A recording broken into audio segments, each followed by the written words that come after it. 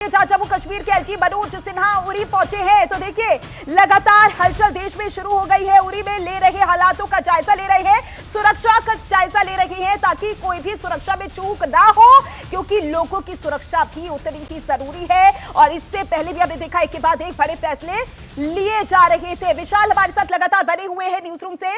विशाल, एक के बाद एक बैठकों का दौर तो सुबह से चल ही रहा है। गृह मंत्रालय में भी बैठक हो रही है, गृह मंत्री अमित शाह बैठक कर रहे हैं। इसी के साथ उरी में भी लगातार जायजा लिया जा रहा है। देखिए, मनोज सिन्हा पर बहुत बड़ी जिम्मेदारी है और जम्मू कश्मीर में उस जिम्मेदारी को वो पिछले कई वर्षों से बहुत बखूबी निभाते हुए आ रहे हैं। जम्मू कश्मीर के एलजी जो हैं वो उरी पहुंचे हुए हैं। ये तस्वीरें आपसे कुछ देर पहले भी हमने आपको दिखाई हैं। लेकिन दो बड़ी बैठकें जिनका जिक्र हम बार बार कर रहे हैं। पहली बैठक रक्षा मंत्री राजनाथ सिंह की थी तीनों सेनाओं के चीफ के साथ, वो बैठक अब खत्म हो चुकी है। गृह मंत्री की बैठक अब शुरू हुई है एनएसए अजीत डोवाल के साथ, सीआईएसएफ के डीजी उनके साथ है। देखिए, रक्षा मंत्री के साथ जो बैठक है उनकी जिम्मेदारी अलग है। सेना की तैयारी क्या है, सेना पलटवार के लिए कैसे तरीके ढूंढ रही है, स्ट्रैटेजी कैसे बनाई जा रही है, ये रक्षा मंत्री की जिम्मेदारी है। वो उस फ्रंट पर देख रहे हैं चीजों को। गृह मंत्री की जिम्मेदारी देश की इंटरनल सिक्योरिटी से जुड़ी हुई होती है और ऐसे में अगर पाकिस्तान की तरफ से अटैक किए जाते हैं, भारत की स्थिति जो है उसे नियंत्रण में कैसे रखना है, किन शहर जो खासतौर से सीमावर्ती इलाके हैं वहां पर कब ब्लैकआउट होना है, वहां पर कब मॉक ड्रिल है, वहां पर कब सायरन बज रहे हैं, वहां पर लोगों की सुरक्षा के लिए क्या कुछ किया जाना है, ये सब कुछ गृह मंत्री देख रहे हैं। इंटरनल सिक्योरिटी जो है, देश की आंतरिक सुरक्षा, वो गृह मंत्री के भरोसे। गृह मंत्री की जो बैठकें हैं वो पूरी उसी के इर्द गिर्द फोकस होती हैं कि अगर पाकिस्तान की तरफ से कोई हिमाकत होती है तो देश के अंदर स्थिति काबू में कैसे रहेगी। रक्षा मंत्री जो बैठकें कर रहे हैं वो तीनों सेनाओं के साथ आगे की स्ट्रेटजी पर काम करते हैं, क्योंकि आपको देखना है कि आपके पास हथियार किस तरह, आपके पास गोला बारूद कितने दिनों का है, आपको और क्या जरूरत है, किन देशों से आपको संपर्क करना है। आपको सेना की पूरी स्ट्रेटजी को प्लान करना होता है और सेना आपको एक एक चीज के बारे में बताती है। रक्षा मंत्री के साथ बैठक में चर्चा अलग है,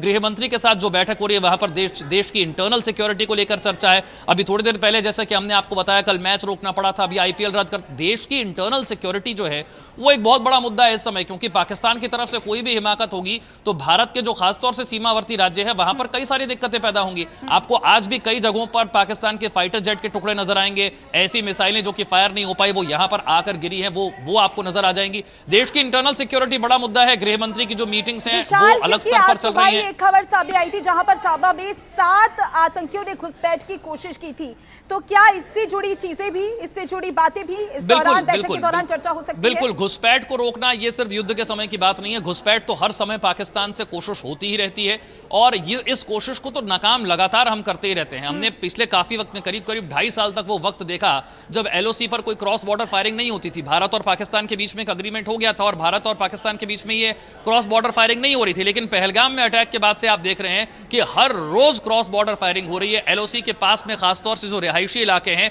उन्हें निशाना बनाया जा रहा है, आम नागरिकों को निशाना बनाया जा रहा है। ये एलओसी पर फायरिंग जारी है, इसका मुंहतोड़ जवाब देना भी जरूरी है और खासतौर से फिर अपने जो लोग वहां पर रिहायशी इलाकों में रहते हैं उन्हें बंकर तक पहुंचाना, जब फायरिंग हो रही हो उन्हें वहां से निकालना, कुछ लोगों को वहां से गांव खाली भी करवाने पड़ते हैं। ये स्थिति भी होती है, इस पर भी ध्यान देना पड़ता है। रक्षा मंत्री की जो मीटिंग हुई है वो आपको नजर आ रही है और इसमें बड़ी खास बात आपको नजर आएगी, तीनों सेना प्रमुख जो है वो यहां पर आपको वॉर यूनिफॉर्म में नजर आएंगे।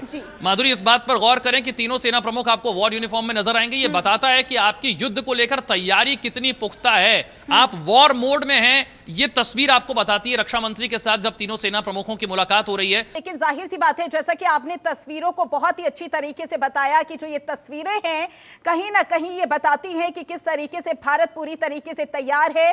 बैठकों का दौर तो सुबह से चल ही रहा था, लेकिन ये बैठकें बहुत ज्यादा जरूरी हो जाती हैं, किस तरीके से आगे प्लानिंग करनी है। पवन जी, क्योंकि अभी हमारे सहयोगी विशाल ने भी एक सवाल पूछा कि ये जो बैठकों का दौर चल रहा है और ये जो तस्वीरें हैं इस पर क्या कहना चाहेंगे आप? देखिए, बैठकों का दौर तो लगातार जारी रहेगा। उसका कारण यह है कि अब तक जो कार्रवाई की गई है फौज द्वारा उसका रिव्यू पल पल लेना बहुत जरूरी है। स्ट्रेटेजीज चेंज करनी पड़ती हैं समय समय पर, क्योंकि पाकिस्तान भी काउंटर फायरिंग कर रहा है और ऐसे में हमें अपनी सेना को भी बचाना है, अपने नागरिकों को भी बचाना है और उस दृष्टिकोण से लगातार इस प्रकार की बैठकें होती रहेंगी। यहाँ मैं ये भी बताना चाहूंगा कि जो हमारी सेना पाकिस्तान से लड़ रही है वो तो अपने स्थान पर एक अलग जगह है, लेकिन आज जो माननीय अमित शाह जी ने जो बैठक ली है डीजी बीएसएफ और डीजी सीआईएसएफ के साथ, और कल भी उन्होंने कई सारे सेंट्रल पुलिस फोर्सेस के डीजीज के साथ बैठक की है, तो मुझे ऐसा लगता है कि हम लोगों को अपनी आंतरिक सुरक्षा पर भी बहुत ज्यादा ध्यान देने की आवश्यकता है, क्योंकि जब बिलों में पानी जाएगा तो सपोले बाहर निकलेंगे। भारत देश के अंदर इन्हीं आतंकवादियों को सपोर्ट करने वाले बहुत सारे लोग हैं, बहुत सारे स्लीपिंग सेल्स हैं। अब उनको यह दिखाई देगा कि पाकिस्तान की जो हालत भारत ने कर दी है, इसके बाद उन लोगों का तो कोई वली वारिस बचेगा नहीं, तो वो लोग हताशा में कुछ भी घटना दुर्घटना कर सकते हैं। ऐसे में भारत के नागरिकों को अफवाहों पर ध्यान नहीं देना, सरकार की, प्रशासन की, शासन की जो हिदायतें हैं उस पर बहुत बारीकी से ध्यान देना है, और किसी प्रकार की सोशल मीडिया पर जो अफवाहें चलती हैं, वीडियोस चलाए जाते हैं, फेक वीडियोस चलाए जाते हैं, उस पर ध्यान नहीं देना चाहिए।